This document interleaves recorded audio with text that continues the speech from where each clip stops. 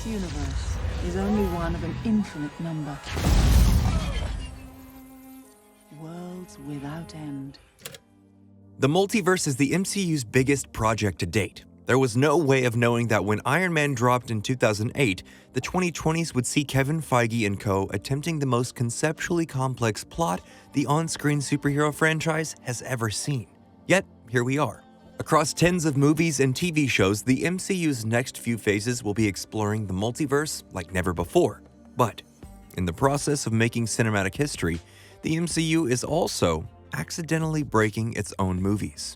If you're watching this video, you're probably caught up on the MCU, but in this off chance that you're not, this is your spoiler warning.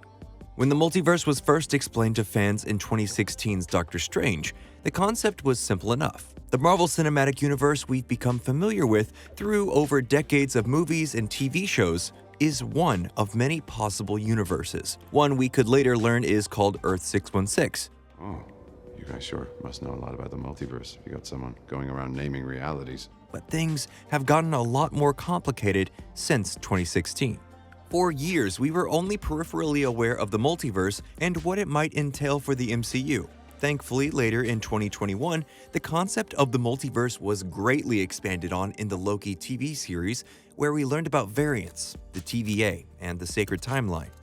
In the MCU, the Time Variance Authority, or TVA, have been operating across all of space and time, ensuring that no variant of a person deviates from their predetermined role in the sacred timeline. Of course, the sacred timeline ends up splintering anyway. This creates an endless amount of new timelines and leaves room for the all-powerful time-traveling Kang the Conqueror and his many variants to wreak havoc across the multiverse and possibly start another multiversal war. But we'll learn more about his role in the MCU in 2023's Ant-Man and the Wasp: Quantumania. It doesn't even end there though. The MCU is just getting started with their multiversal plotlines. How exciting! We saw some tangible effects of the multiverse leaking into the main MCU timeline in Spider-Man: No Way Home. Doctor Strange cast a spell to make the world forget Peter's identity, but the spell accidentally summoned several villains and Spider-Man variants to their timeline. Hijinks ensue, the very existence of the multiverse is threatened, and the damage is eventually repaired when everyone gets back to their home in their individual universes. But a post-credits scene reveals that even though the multiverse is relatively stable, there are still ripple effects, like Tom Hardy's Eddie Brock leaving part of the Venom symbiote in the main MCU timeline. And then there's Doctor Strange in the Multiverse of Madness. We spend quite a bit of time on the alternate Earth 838 and learn that in their timeline, a strange variant caused an incursion, an event where two timelines collide with catastrophic results. Once again, we see the existence of the multiverse being threatened and it ultimately being repaired by the end of the movie. But then, a post-credits scene teases some more ripple effects. This time comic character, Clea, played by Charlize Theron, tells Strange that his messing about in the timelines has caused another incursion. And we're gonna fix it.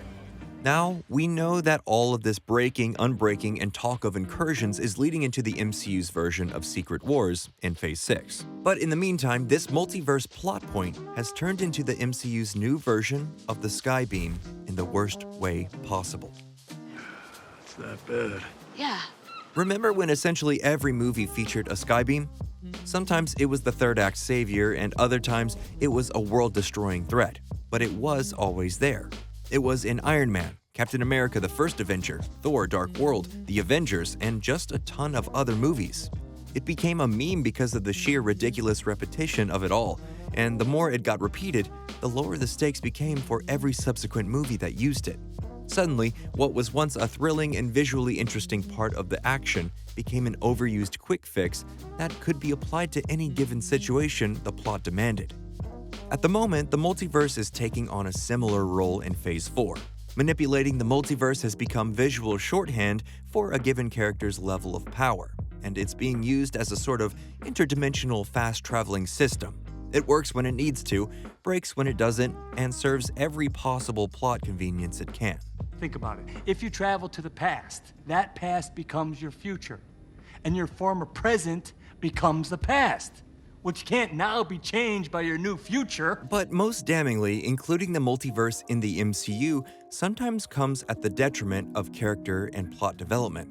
In an effort to introduce the multiverse in No Way Home, the filmmakers disparaged the character of Doctor Strange so badly that the internet was theorizing that he was actually Mephisto. Be careful what you wish for. And then, in an attempt to use the multiverse as an action set piece in Multiverse of Madness, the movie ended up being pretty disappointing. Multiverse of Madness should have been an easy win, but it fails on a lot of levels. Not every level, but a lot of them. As the title suggests, it's all about the multiverse, the concept of which deserves a lot more time and dedication than it's gotten in the movies so far. However, Multiverse of Madness is pretty unhelpful when it comes to explaining the multiverse, how it works, and why traveling between worlds might end up being bad for everyone. Plus, they waste a lot of the potential of what a multiversal movie could have been. When tasked with the job of coming up with otherworldly ideas, the best the MCU could come up with was green stoplights and pizza balls. And while we do spend a lot of time in another universe, it's extremely similar to Earth 616. The more interesting universes are shown in what essentially amounts to a drive-by viewing in a single scene. Of course, Multiverse of Madness did see extensive rewrites. It was, after all, supposed to come out before WandaVision and No Way Home. But that's kind of its own problem. Paradoxically, while the multiverse often hurts the characters and plot, it also is the plot. It's a key story element of most, if not all, of Phase 4, but given how it was treated in Multiverse of Madness, it isn't clear whether this key story element is really being prioritized. That's a pretty major problem because Phases 4 through 6 are literally being dubbed the Multiverse Saga. But the traits the MCU's multiverse shares with the Skybeam mean that it can never be allowed to actually collapse in on itself, at least until the culmination of this plot thread in Kang Dynasty and Secret Wars. It exists until the plot requires it to stop existing. This makes the stakes for current and upcoming MCU projects pretty much non-existent, at least as far as the general well-being of the timeline is concerned. And when the general well-being of the timeline is the main issue facing our heroes, well, that means our main plot is pretty dull. Maybe, I don't know. Honestly, I hope not.